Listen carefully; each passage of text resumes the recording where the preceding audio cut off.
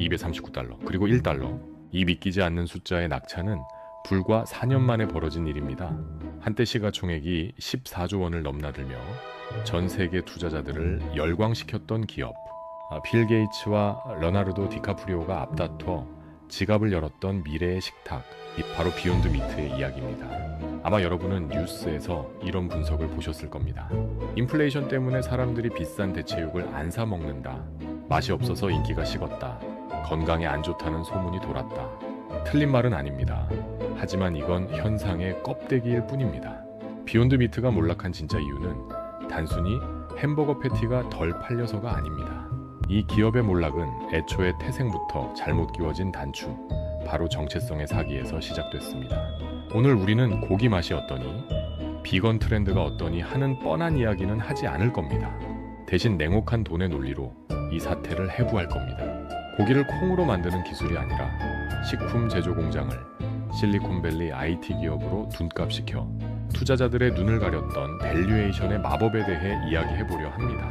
이것은 햄버거 회사가 아이폰을 파는 애플 흉내를 냈을 때 그 결말이 얼마나 처참해질 수 있는지를 보여주는 가장 완벽한 교과서이기 때문입니다. 우선 시계를 2019년 5월로 돌려보겠습니다. 비욘드 미트가 나스닥에 상장하던 날입니다. 이날 주가는 공모가 대비 무려 163% 폭등했습니다. 2000년대 초반 닷컴 버블 이후, 그리고 2008년 금융위기 이후 가장 성공적인 IPO라는 찬사가 쏟아졌습니다. 당시 월스트리트는 이 회사를 단순한 식품 회사로 보지 않았습니다. 회사 이름 뒤에 붙은 미트라는 단어보다 그들이 내세운 푸드테크라는 단어에 매료됐죠.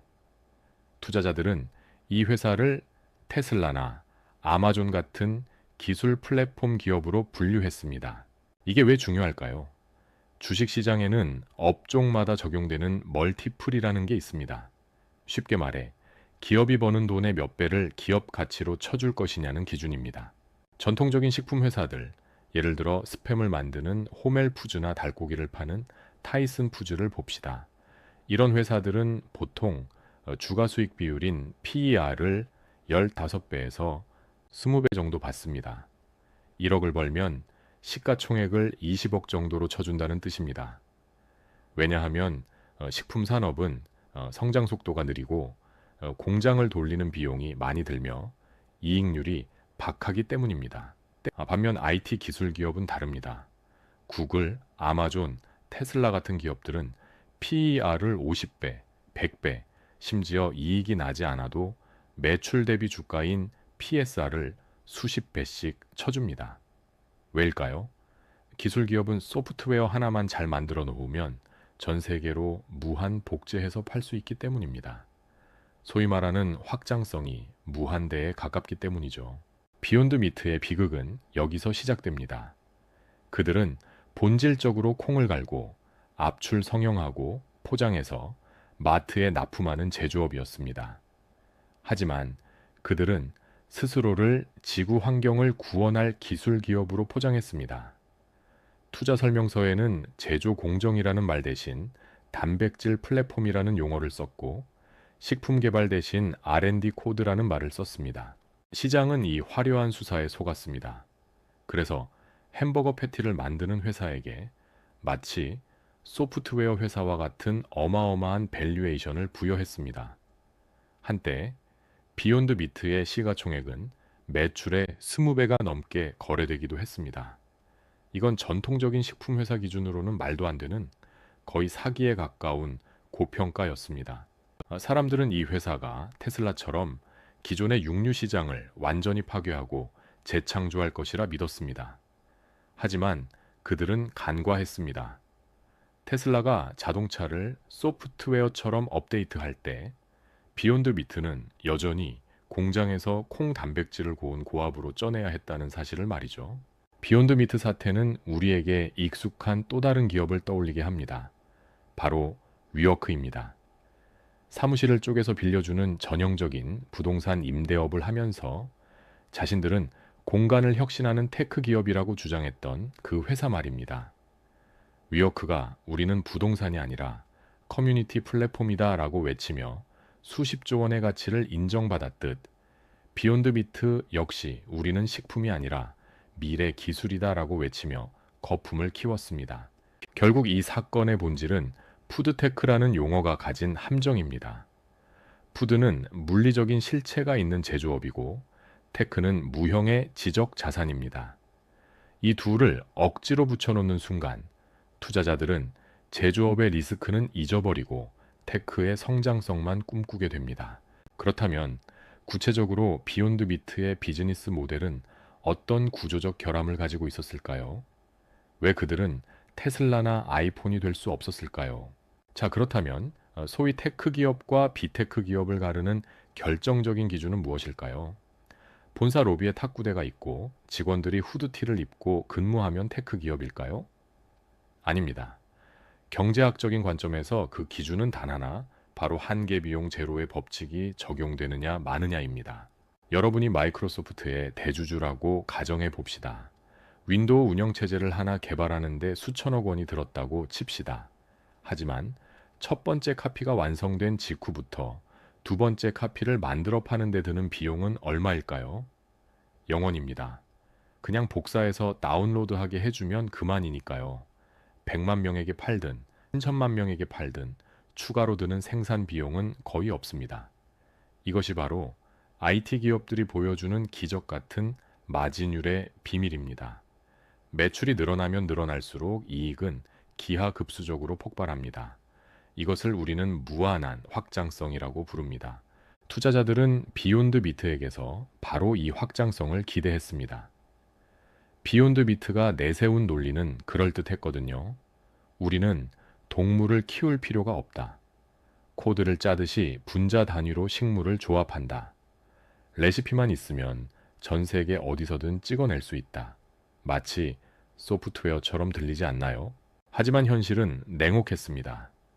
비욘드 미트가 햄버거 패티 한 장을 더 팔기 위해선 반드시 완두콩 한 줌, 녹두 한 줌, 현미 한 줌이 물리적으로 더 필요합니다. 윈도우처럼 복사할 수 없다는 뜻입니다. 패티를 1억 장 팔려면 1억 개 분량의 콩을 심을 밭이 필요하고 그것을 수확할 트랙터가 필요하고 가공할 공장이 필요하고 냉동 트럭이 필요합니다. 매출이 늘어나는 속도와 정확히 비례해서 비용도 함께 늘어납니다. 이건 플랫폼 비즈니스가 아니라 인류 역사상 가장 고전적이고 지루한 제조업 그 자체입니다.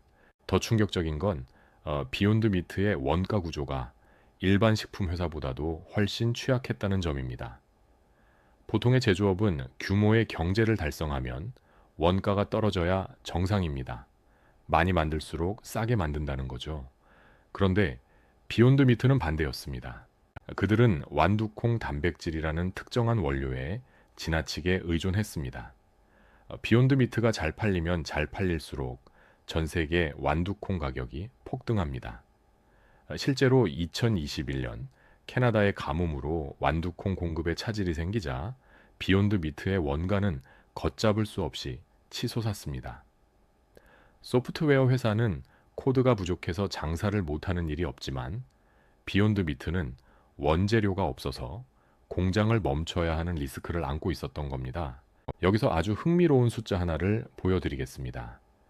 테크 기업의 대표 주자인 구글이나 페이스북의 매출 총이익률은 보통 50%에서 80%에 육박합니다. 100만 원어치를 팔면 원가는 20원 30만 원이고 나머지는 다 남는 장사라는 겁니다. 상장 초기 비욘드 미트는 자신들의 이익률이 30% 중반대이며 앞으로 40% 이상으로 올라갈 것이라고 호언장담했습니다. 우리는 기술로 효율화할 거니까 라고 외쳤죠. 하지만 2023년 비욘드 미트의 성적표는 어땠을까요? 놀라지 마세요. 매출 총이익률이 마이너스를 기록하기도 했습니다. 이게 무슨 뜻이냐? 판관비나 마케팅비를 빼기도 전에 공장에서 물건을 만들어서 파는 그 순간부터 이미 손해를 보고 있었다는 뜻입니다. 1달러짜리 패티를 만드는데 재료비와 공장 가동비만 1.1달러가 들어가는 기형적인 구조가 된 겁니다. 왜 이런 일이 벌어졌을까요? 그들이 말한 혁신적인 공정이라는 게 사실은 엄청나게 비효율적인 고비용 공정이었기 때문입니다. 진짜 고기를 봅시다. 소는 그냥 놔두면 알아서 풀을 먹고 자랍니다. 소의 뱃속에 있는 위장과 효소들이 알아서 단백질을 합성해 줍니다. 자연이 설계한 이 생체 공장은 공짜입니다. 반면 비욘드 미트는 이 자연의 과정을 공장에서 인위적으로 흉내내야 합니다. 콩에서 단백질을 추출하고 냄새를 제거하고 색소를 입히고 결착제를 넣어 모양을 잡고 이 수많은 공정 하나하나가 전부 돈입니다. 그들은 이 복잡한 화학 공정을 푸드테크라고 불렀지만 재무제표상에서는 그저 막대한 변동비일 뿐이었습니다. 아이폰은 만들 때마다 조립 비용이 줄어들지만 비욘드 미트의 패티는 만들 때마다 돈을 잡아먹는 하마였던 겁니다. 그런데 비욘드 미트는 이 제조 원가의 문제를 해결하는 대신 엉뚱한 곳에 돈을 쏟아붓기 시작합니다. 바로 자신들이 테크 기업임을 증명하기 위한 보여주기식 R&D였습니다. 식품회사의 R&D 비용은 보통 매출의 1, 2% 수준입니다. 새로운 라면 수프 맛을 개발하는데 천문학적인 돈이 들지는 않으니까요.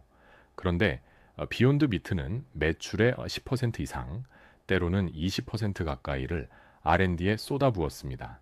실리콘밸리 흉내를 낸 거죠. 그들은 연구소에 수백 명의 박사급 인력을 채용했습니다. 화학자, 생물학자, 심지어 물리학자까지 고용해서 고기의 분자 구조를 연구한다고 선전했습니다. 물론 연구는 중요합니다. 하지만 그 결과물이 무엇이었습니까? 획기적인 기술 특허였을까요? 누구나 라이선스 비용을 내고 써야 하는 원천 기술이었을까요? 아닙니다. 그 수천억 원을 들여 내놓은 결과물은 기껏해야 조금 덜 퍽퍽한 패티 V2 육즙이 조금 더 흐르는 소시지 부비3였습니다. 이건 기술 자산이 아닙니다. 그냥 신제품일 뿐입니다. 경쟁사인 임파서블 푸드나 타이슨 푸드도 몇 달이면 비슷하게 따라할 수 있는 레시피 개선에 불과했다는 겁니다. 결국 비욘드 미트는 낮은 한계 비용이라는 IT 기업의 핵심 엔진은 장착하지 못한 채 겉모습만 고비용 R&D 구조를 따라하는 최악의 선택을 했습니다. 벌어들이는 돈은 푼돈인 식품 제조업인데 쓰는 돈은 펑펑 쓰는 실리콘밸리 스타트업이었으니 현금이 말라버리는 건 시간 문제였던 겁니다. 하지만 비욘드 미트가 투자자들을 현혹시킨 무기는 또 있었습니다. 바로 유효시장 규모, 즉 TAM에 대한 거대한 착시 효과였습니다. 스타트업이 투자자들을 설득할 때 쓰는 가장 강력한 마약이 있습니다. 바로 탐, 즉 유효시장 규모라는 단어입니다. 비욘드 미트가 상장 당시 월스트리트 앞에서 꺼내든 계산기는 이러했습니다. 전 세계 육류 시장 규모는 자그마치 1조 4천억 달러, 약 1,800조 원입니다. 우리는 채식주의자들만 노리는 틈새 기업이 아닙니다. 우리는 고기를 먹는 모든 인류를 노립니다. 이 거대한 시장에서 고작 1%만 뺏어와도 우리는 수십조 원짜리 회사가 됩니다. 이 논리는 듣기엔 완벽해 보입니다. 투자자들은 무릎을 쳤습니다. 그래, 우유 시장을 봐. 아몬드 브리즈나 오트밀 우유가 전체 우유 시장의 15%를 잠식했잖아. 고기라고 다를 게 뭐야. 하지만 이건 완벽한 오판이었습니다. 비욘드 미트는 자신들의 경쟁 상대를 잘못 설정해도 한참 잘못 설정했습니다. 그들은 자신들의 경쟁자가 타이슨 푸즈 같은 육류 가공 업체라고 생각했지만 사실 그들의 진짜 적은 수만 년간 진화해온 인간의 미각과 본능이었습니다. 비즈니스 역사상 대체제가 성공하려면 반드시 지켜야 할 불문율이 있습니다. 기존 제품보다 압도적으로 싸거나 아니면 압도적으로 성능이 좋아야 합니다.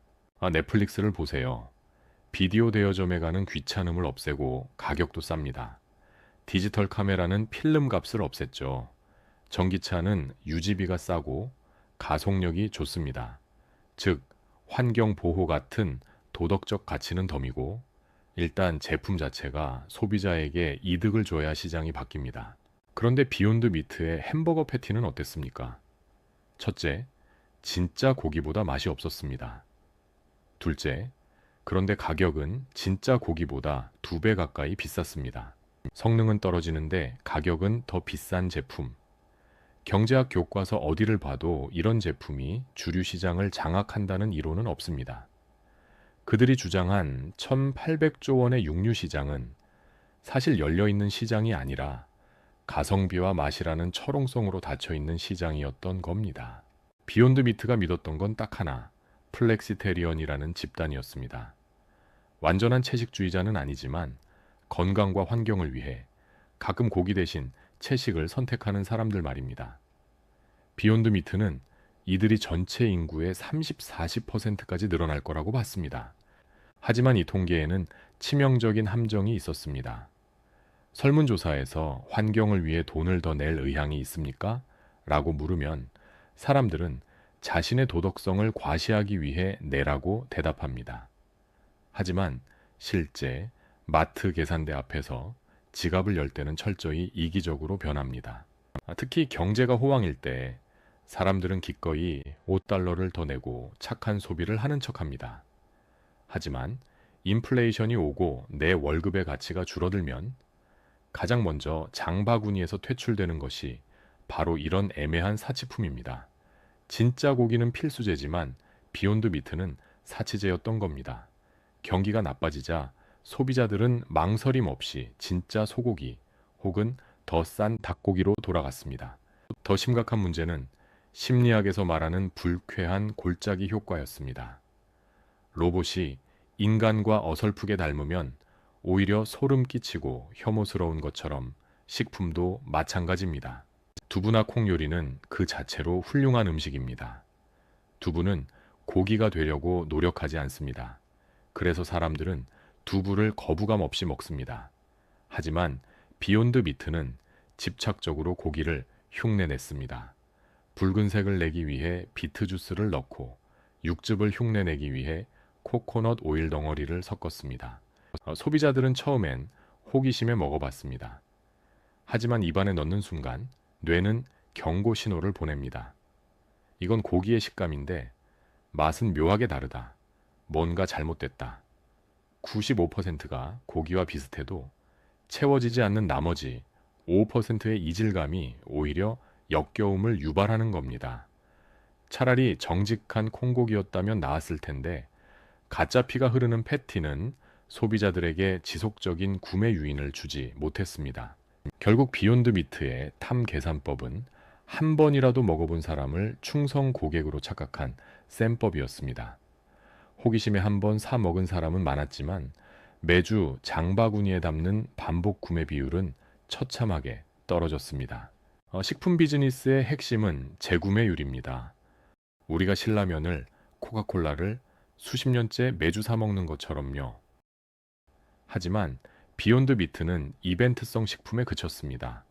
나도 그거 먹어봤어. 신기하더라. 끝. 여기서 성장은 멈췄습니다. 그리고 여기서 비욘드 미트가 숨기고 싶었던 또 하나의 불편한 진실이 드러납니다. 그들이 그토록 강조했던 건강이라는 키워드조차 사실은 마케팅이 만들어낸 거대한 환상이었다는 사실입니다. 소비자들이 성분표 뒷면을 자세히 들여다보기 시작하면서 비욘드 미트의 친환경, 웰빙 이미지는 산산조각 나기 시작합니다. 콩으로 만들었는데 왜 몸에 나쁘냐고요? 그 비밀은 바로 공장 안에 있었습니다. 2020년 비욘드 미트에게 닥친 가장 뼈아픈 타격은 주가 폭락이 아니었습니다. 바로 미국의 소비자 단체와 영양학자들이 제기하기 시작한 근본적인 의문, 이게 정말 건강식품이 맞는가? 라는 질문이었습니다. 비욘드 미트의 마케팅 핵심은 단순했습니다. 고기는 몸에 나쁜 콜레스테롤과 포화지방이 많다. 식물성은 깨끗하고 건강하다. 이분법적인 프레임이었죠. 소비자들도 직관적으로 그렇게 믿었습니다. 야채는 몸에 좋으니까 야채로 만든 고기도 당연히 몸에 좋겠지 하고요. 하지만 사람들이 마트 진열대에서 비욘드 미트 패티의 포장지 뒷면, 원재료명 및 함량을 꼼꼼히 읽어보기 시작하면서 반전이 일어납니다. 보통 건강한 식품은 원재료가 단순합니다. 쌀, 김치, 소금, 혹은 소고기, 후추, 끝. 그런데 비욘드 미트의 성분표는 마치 화학 교과서 같았습니다.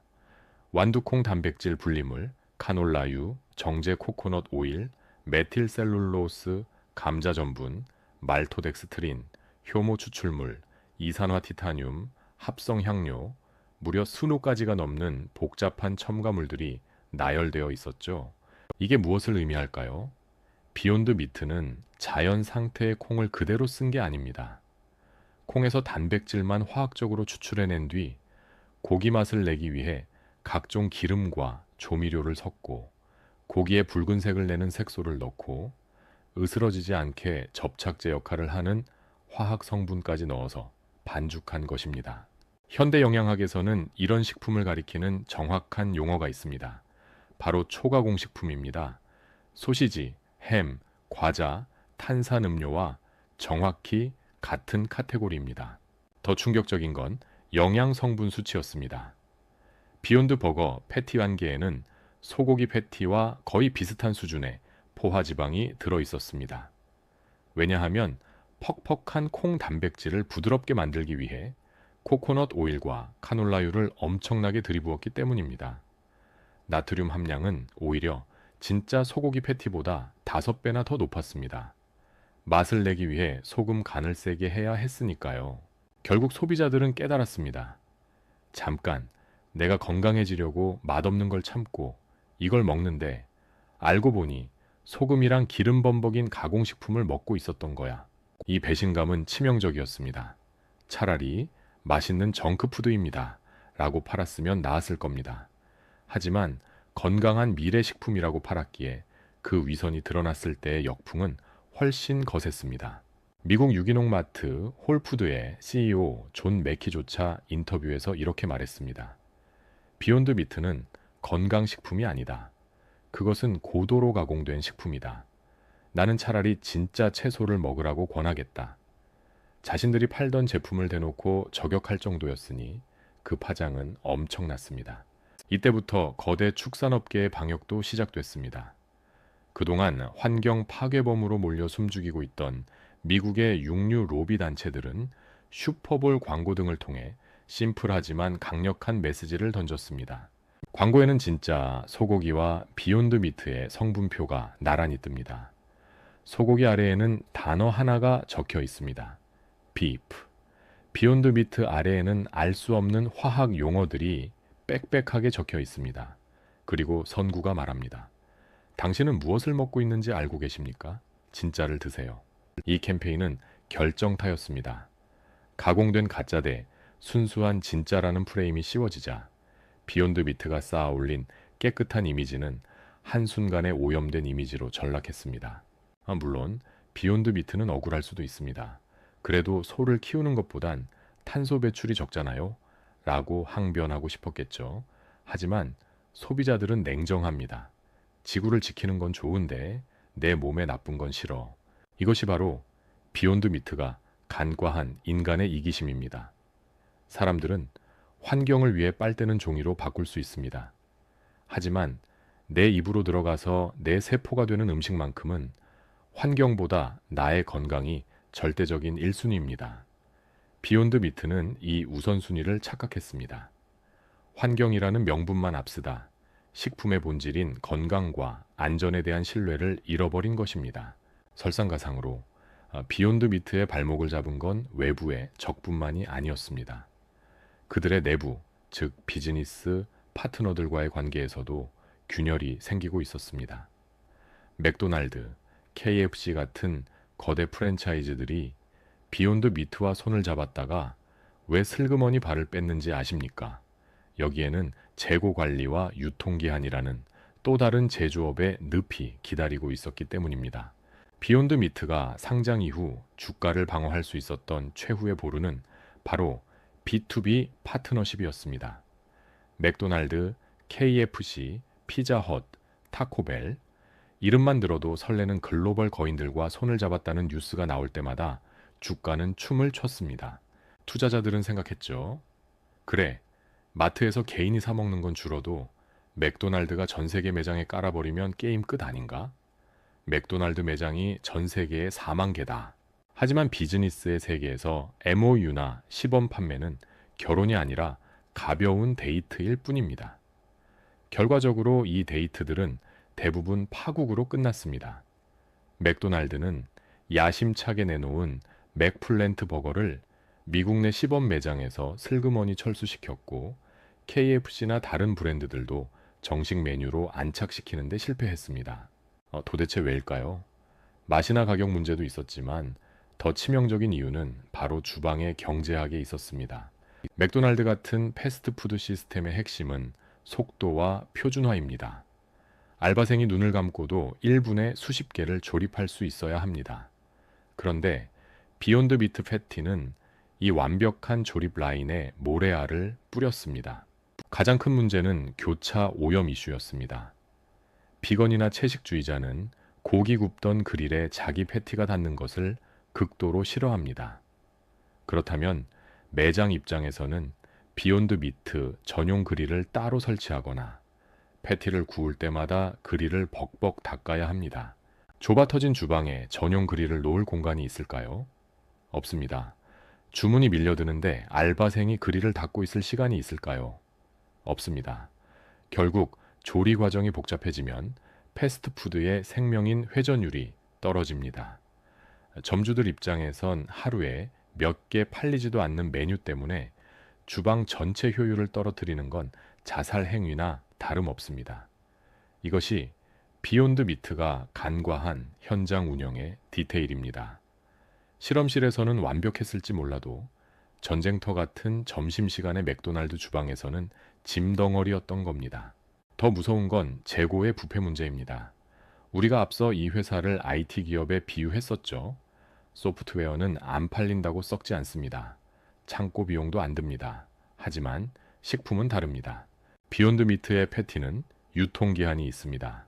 냉동이라 해도 무한정 보관할 수 없습니다. 맥도날드 점주 입장에서 봅시다. 빅맥 패티는 하루에 수백 장씩 나가니 재고가 싱싱 돌아갑니다. 하지만 비욘드 패티는 하루에 10장 나갈까 말까 합니다. 냉동고 한 구석을 차지하고 전기세를 먹으며 천천히 늙어갑니다. 그러다 유통기한이 지나면 전량 폐기해야 합니다. 그 손실은 고스란히 점주의 몫입니다. 이런 구조적 리스크 때문에 프랜차이즈 점주들은 본사의 방침에도 불구하고 비욘드 미트 발주를 꺼렸습니다. 물건이 안 도니까 공장에는 재고가 쌓이고 재고가 쌓이니 비욘드 미트는 헐값에라도 밀어내기를 시도하고 이것이 브랜드 가치를 더 떨어뜨리는 악순환이 반복된 겁니다. 실제로 비욘드 미트의 재무제표를 보면 재고자산 평가 손실이라는 항목이 눈에 띕니다. 쉽게 말해 안 팔려서 갖다 버린 돈입니다. 테크 기업인 척했지만 결국 재고와의 싸움이라는 제조업에 가장 지루하고 고통스러운 늪에 빠져 허우적대고 있었던 겁니다. 이제 우리는 비욘드 미트라는 현상의 결론에 도달하고 있습니다. 그들은 기술 기업도 아니었고 건강식품 기업도 아니었으며 효율적인 제조 기업도 아니었습니다. 그저 유동성 파티가 만들어낸 거품 위에서 시대의 트렌드라는 파도만 잠깐 잘 탔던 서퍼였을 뿐입니다. 하지만 파도는 언젠가 부서집니다. 금리가 오르고 돈줄이 마르자 젖은 수영복만 입은 채 해변에 남겨진 비욘드 미트의 현실은 처참했습니다. 이제 마지막 질문이 남았습니다. 과연 이 회사는 그리고 이 산업은 다시 부활할 수 있을까요? 아니면 닷컴 버블 때 사라진 수많은 닷컴들처럼 역사 속으로 사라지게 될까요? 이 사태가 우리에게 남긴 10년 뒤에도 유효할 마지막 교훈을 정리해 보겠습니다. 결국 비욘드 미트의 주가는 고점 대비 99% 폭락했습니다. 239달러였던 주식은 이제 1달러짜리 동전주가 되어 상장 폐지를 걱정해야 할 처지입니다. 시가총액 14조 원이 증발했다는 건 그만큼의 누군가가 피눈물을 흘렸다는 뜻이기도 합니다. 우리는 이 비싼 수업료를 치르고 무엇을 배워야 할까요? 비욘드 미트의 몰락은 단순한 개별 기업의 실패가 아닙니다. 자본주의 시장이 주기적으로 반복하는 가짜 혁신의 패턴을 적나라하게 보여주는 사례입니다. 첫 번째 교훈은 트렌드와 비즈니스 모델을 혼동하지 말라는 것입니다. 채식은 분명 트렌드입니다. 환경 보호도 거대한 흐름입니다. 하지만 사람들이 채식을 좋아한다는 사실이 곧 콩고기 회사가 돈을 번다는 결론으로 이어지지는 않습니다. 항공 산업을 보세요. 지난 100년간 비행기 이용객은 폭발적으로 늘었지만 항공사들은 끊임없이 파산하고 합병했습니다. 산업이 큰다고 해서 그 안의 플레이어들이 모두 행복한 건 아닙니다. 비욘드 미트는 성장하는 시장에 속해 있었을 뿐 돈을 벌 수 있는 독점적 혜자나 수익 구조는 전혀 갖추지 못했습니다. 두 번째 교훈은 제조업에 테크에 PR을 주지 말라는 것입니다. 아무리 화려한 단어, 푸드테크, 에그테크, 바이오 플랫폼으로 포장해도 결국 원재료를 사 와서 공장을 돌려 물건을 파는 회사는 제조업입니다. 제조업의 본질은 박리담회입니다. 구글이나 페이스북처럼 앉아서 돈을 버는 구조가 불가능합니다. 만약 누군가가 우리는 제조업이지만 소프트웨어 회사처럼 성장할 겁니다 라고 말한다면 그것은 혁신가가 아니라 사기꾼이거나 몽상가일 확률이 92%입니다. 비욘드 미트는 콩을 갈았지만 투자자들은 그 맷돌을 서버라고 착각했습니다. 마지막으로 인간의 본능을 이기는 이념은 없다는 것입니다. 비욘드 미트는 소비자에게 도덕적 우월감을 팔려고 했습니다. 이걸 먹으면 당신은 지구를 구하는 깨어있는 시민입니다. 하지만 경제가 어려워지고 내 삶이 팍팍해지면 인간의 뇌는 도덕보다 생존과 쾌락을 선택합니다. 더 싸고 더 맛있고 더 익숙한 진짜 고기 앞으로 돌아가는 것은 퇴보가 아니라 인간의 본능입니다. 비즈니스는 인간의 욕망 위에 지어져야지 인간의 인내심 위에 지어지면 필패합니다. 비욘드 미트는 사라질까요? 아마 당장 망하지는 않을 겁니다. 구조조정을 하고 공장을 팔고 규모를 줄여서 아주 작은 틈새 시장, 즉 진짜 채식주의자들만을 위한 소규모 식품 회사로 생존할 가능성이 큽니다. 하지만 우리가 기억했던 그 화려한 테크 기업 비욘드 미트는 이미 죽었습니다. 그리고 다시는 돌아오지 않을 겁니다. 지금도 주식시장 어딘가에는 제2의 비욘드 미트가 자라고 있을지 모릅니다. AI라는 이름을 붙인 콜센터 회사, 블록체인이라는 이름을 붙인 데이터베이스 회사, 그리고 테크라는 이름을 붙인 또 다른 제조업들 말이죠. 다음에 그런 기업을 마주친다면 화려한 프레젠테이션 화면 대신 조용히 재무제표의 매출 총이익률을 확인해 보시길 바랍니다. 진짜 혁신은 CEO의 입이 아니라 회계장부의 숫자 속에 숨어 있기 때문입니다. 햄버거는 영원히 아이폰이 될 수 없습니다.